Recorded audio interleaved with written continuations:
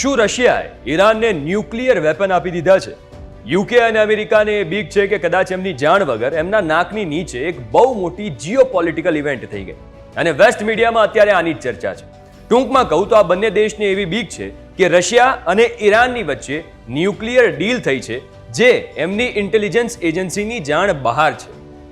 Britain અને અમેરિકાને એવી આશંકા છે કે ઈરાને રશિયાને બેલેસ્ટિક મિસાઇલો આપી છે, જેના બદલામાં રશિયાએ ઈરાનને ન્યુક્લિયર વેપન આપ્યા છે અથવા તો ન્યુક્લિયર સિક્રેટ શેર કર્યા છે.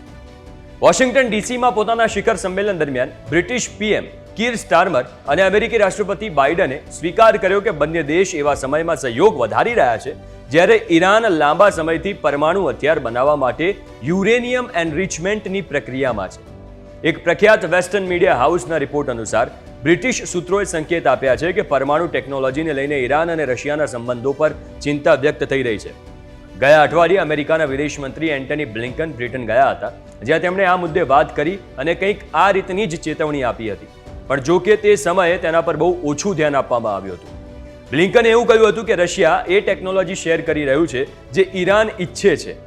આ એક દ્વિમાર્ગીય રસ્તો છે જેમાં પરમાણુની સાથે સાથે સ્પેસ રિલેટેડ ટેકનોલોજી પણ આપવામાં આવી રહી છે.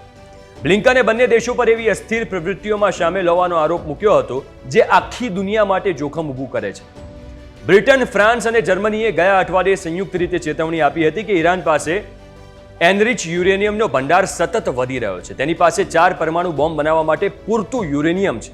પણ હજુ એ સ્પષ્ટ નથી થયું કે ઈરાન પાસે આવા હથિયાર બનાવવાનું કેટલું નોલેજ અને ટેકનોલોજી છે અથવા તે કેટલી ઝડપથી આવું કરી શકે છે. પણ રશિયન વૈજ્ઞાનિકો સાથે મળીને હથિયારો બનાવવા અથવા તો રશિયન ટેકનોલોજીના ઉપયોગથી ઈરાનને જલ્દી ન્યુક્લિયર બોમ્બ બનાવવામાં મદદ મળી શકે. જો કે ઈરાન એ વાતનો ઇનકાર કરે છે કે તે રશિયા સાથે મળીને પરમાણુ બોમ્બ બનાવવાનો પ્રયાસ કરી રહ્યું છે. અત્યાર સુધી ભારત સહિત એવા 9 દેશ છે જેમની પાસે ન્યુક્લિયર વેપન્સ છે.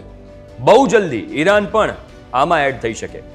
પણ જો ઈરાન ન્યુક્લિયર વેપનનો ટેસ્ટ કરે છે તો ઇઝરાયલ, જે પોતાના ન્યુક્લિયર વેપન માટે અત્યાર સુધી બહુ જ સિક્રેટિવ રહ્યું છે, તે પણ ટેસ્ટ કરી શકે. અને એટલે આગામી કેટલાક મહિના જીઓપોલિટિકલ ઇવેન્ટ્સ માટે ખૂબ જ મહત્વના રહેવાના છે. આપણે આશા રાખીએ કે ક્યાંય પણ યુદ્ધ ના થાય અને દુનિયામાં શાંતિ બનેલી રહે.